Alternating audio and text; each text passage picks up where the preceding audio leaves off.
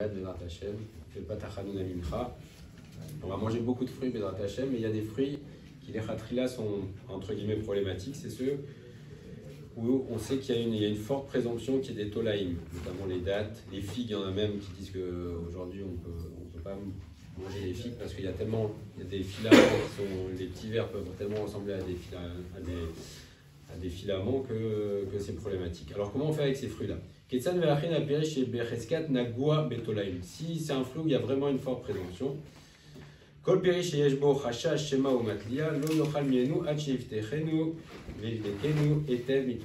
on ne mange pas un fruit de ce type avant de l'avoir bien ouvert et avant d'avoir fait la bdika. Il faut le faire avant la bracha. Pourquoi?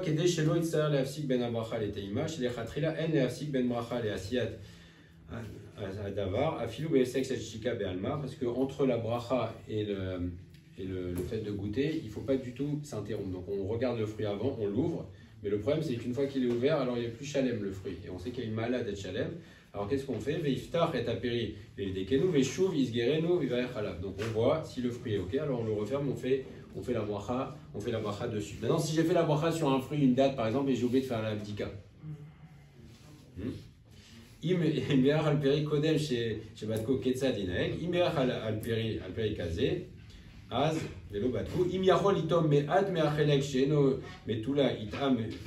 Donc il peut prendre, s'il peut goûter un petit peu de la partie où on sait qu'il n'y a pas en général, si par exemple c'est l'extérieur de la date, on peut.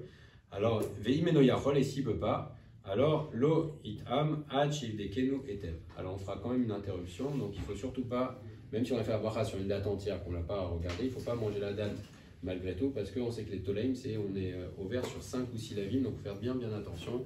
Les Bezrat Hashem de ne pas confondre le ikar et le tafel.